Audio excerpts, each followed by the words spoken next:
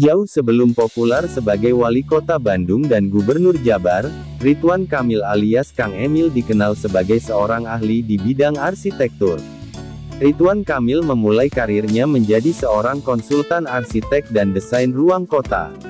Dia juga merintis usaha melalui PT Urban Indonesia, yang dibangun bersama dengan teman-temannya.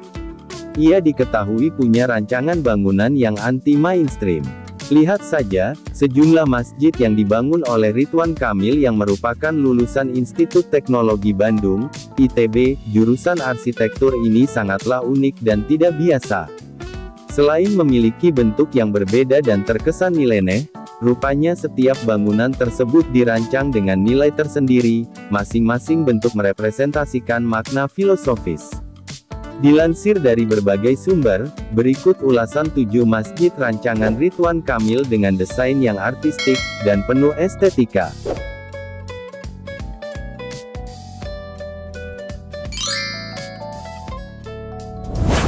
Gubernur Jawa Barat Ridwan Kamil menjadi arsitek pembangunan Masjid Syekh Ajlin di Gaza, atas permintaan Lembaga Aman Palestina.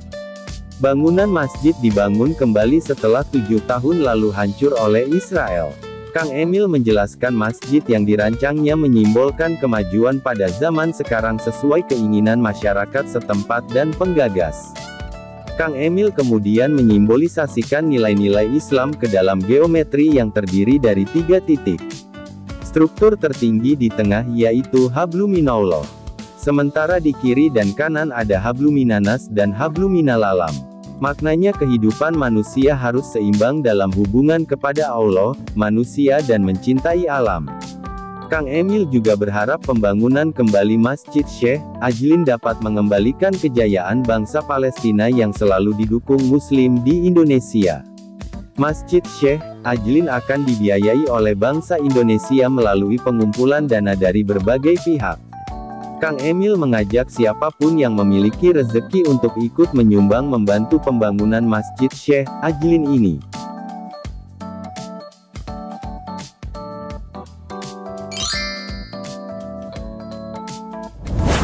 Gubernur Jawa Barat yang juga arsitek Masjid 99 Kubah Makassar, Ridwan Kamil berharap karyanya itu dapat rampung tahun ini. Pria yang akrab disapa Kang Emil itu puas dengan hasil pembangunan masjid sejauh ini. Dia menuturkan pembangunan masjid ini bisa segera tuntas. Apalagi saat ini mulai difungsikan untuk kegiatan ibadah. Masjid ini desain Ridwan Kamil tahun 2016 sampai tahun 2017. Untuk diketahui, Masjid 99 Kubah mulai dibangun tahun 2017 di era Gubernur Syahrul Yassin Limpo. Masjid ini dirancang oleh Ridwan Kamil yang saat itu masih menjadi wali kota Bandung. Masjid ini diharapkan menjadi pusat kegiatan umat Islam di Makassar, Sulsel dan kawasan timur Indonesia.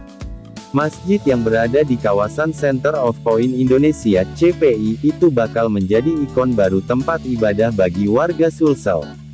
Nantinya juga menjadi tempat rekreasi atau wisata religi bagi wisatawan yang berkunjung ke Makassar. Andi menjamin warga tetap bisa beribadah di sana meski pembangunan masih terus dilanjutkan. Pengerjaan tahun ini, kata Andi Sudirman, berupa pembuatan kubah, jalan melingkar, hingga menara. Insya Allah tim dapat memastikan aktivitas pembangunan tidak mengganggu kegiatan ibadah di dalam masjid, tuturnya. Masjid 99 Kubah sudah difungsikan meskipun secara fisik belum rampung. Pemprov Sulsel tahun ini menganggarkan 45 miliar rupiah untuk menuntaskan masjid ini.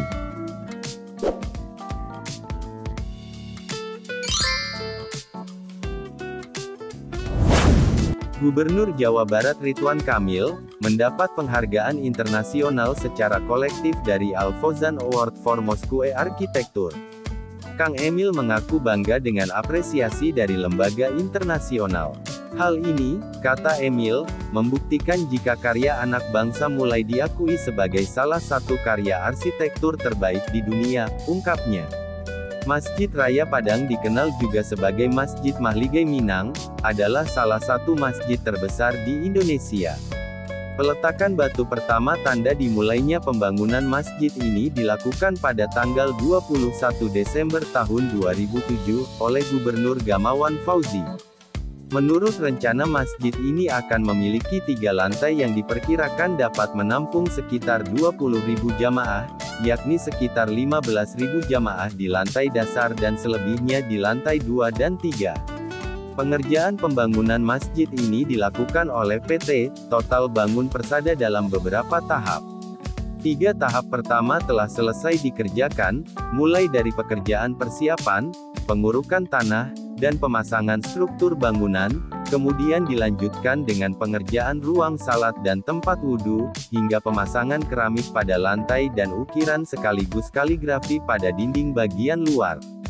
3 tahap pembangunan tersebut masing-masing menghabiskan biaya sebesar Rp103,871 miliar, 2008 dan 2009, Rp15,288 miliar, 2010, dan Rp31 miliar, 2011.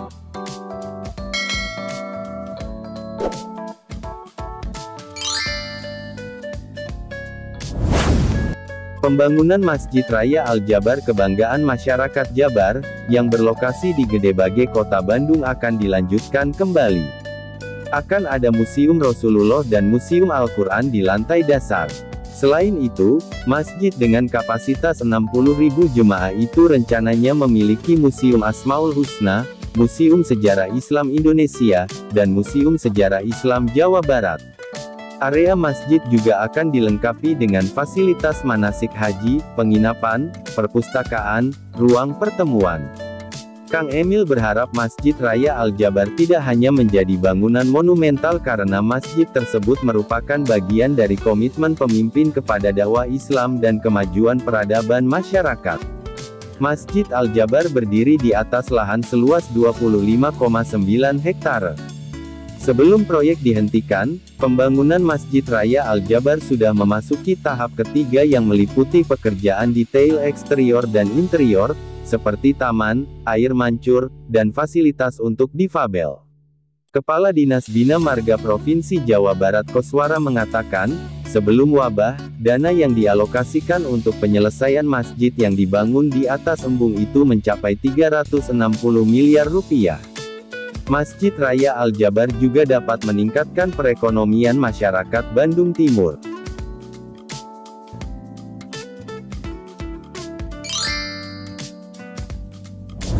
Masjid Raya Al-Azhar Bekasi. Uniknya Masjid Raya Al-Azhar Sumarekon Bekasi tidak berkubah. Kubah kecil bertengger di menara masjid yang terpisah dari bangunan utama.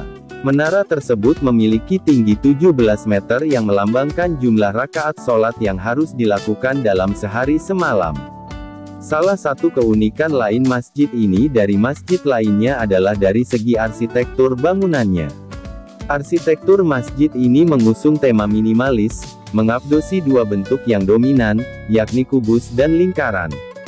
Keunikan berikutnya dari masjid ini adalah dengan tidak adanya jendela.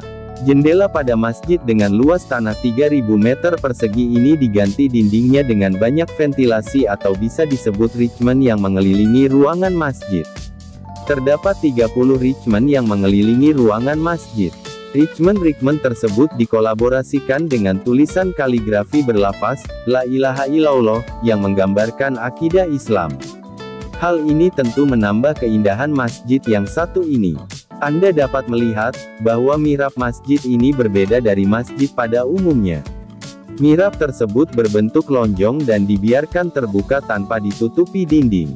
Dari masjid tersebut, Anda akan menyaksikan kolam kecil dan pemandangan hijau yang indah.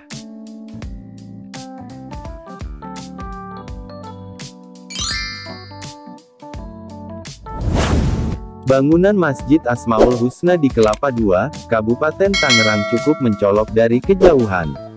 Tak hanya karena megah dan tingginya bangunan, tapi juga karena keunikan yang dimiliki. Seperti namanya, masjid ini dipenuhi dengan hiasan kaligrafi 99 Asmaul Husna. Jenis kaligrafi yang digunakan adalah kaligrafi kufi yang berbentuk kotak-kotak. Masjid yang terletak di belakang Mall Sumarekon Serpong ini memiliki keunikan karena arsitekturnya berbentuk kubus dengan hiasan kaligrafi di sekeliling dinding bangunan luarnya. Warna hijau cerah dan dikelilingi kaligrafi berwarna biru dan putih membuat masjid ini tampak mencolok dilihat dari luar. Salah satu desain lain yang juga sangat menarik adalah desain atapnya yang unik. Jika dilihat dari dalam bangunan terdapat bentuk atap transparan berbentuk bintang di bagian saf pertama. Sehingga, yang ternyata tembus pandang sehingga bisa melihat langit. Dan, jika ada sinar matahari masuk, berkas cahayanya akan berbentuk seperti bintang juga. Dengan tembus pandang maka bisa terlihat ke atas dan kubah separuh tadi pun nampak.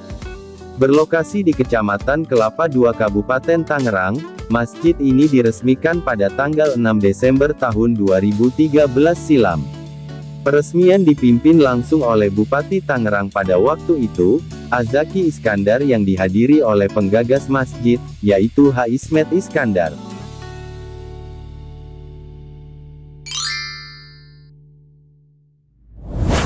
Masjid Al-Irsyad adalah hasil desain Gubernur Ridwan Kamil. Masjid Al-Irsyad berada di Kota Baru Parahyangan, Kecamatan Padalarang, Kabupaten Bandung Barat. Di bagian atap masjid terdapat 99 kotak persegi yang merupakan lampu penerang. Uniknya tepat di ujung setiap kotak membentuk asma Allah. Jika suasana mulai gelap kotak persegi itu akan tersorot cahaya yang lantas memancarkan Asmaul Husna. Masjid Al-Irsyad mampu menampung 1000 jemaah pada hari biasa. Pada tahun 2010, National Frame Building Association memilih Masjid Al-Irsyad sebagai salah satu dari 5 besar Building of the Year 2010 kategori arsitektur religius. Masjid Al-Irsyad juga diganjar penghargaan Future Art Green Leadership Award 2011 oleh Building Construction Information (BCI) Asia karena konsep bangunannya yang ramah lingkungan. Masjid berbentuk kubus ini memiliki 3 warna dominan putih, hitam, dan abu-abu. Di dinding masjid ini tertulis kalimat syahadat, La ilaha illallah Muhammad Rasulullah, terbuat dari balok berongga membentuk tulisan Arab Hat Kufi. Arsitektur masjid tersebut mengadopsi gaya bangunan Masjidil Haram dan Ka'bah. Masjid ini juga mengusung konsep Green Mosque atau masjid hijau pada bangunan Masjid Al-Irsyad. Hal itu terproyeksikan dari banyaknya ruang terbuka di bagian dalam masjid. Paling mencolok yakni mihrab dan mimbar yang terbuka lebar dengan bentangan gunung dan pepohonan hijau. Bagian itu juga memperlihatkan sebuah bola beton berukuran besar dengan lafaz Allah.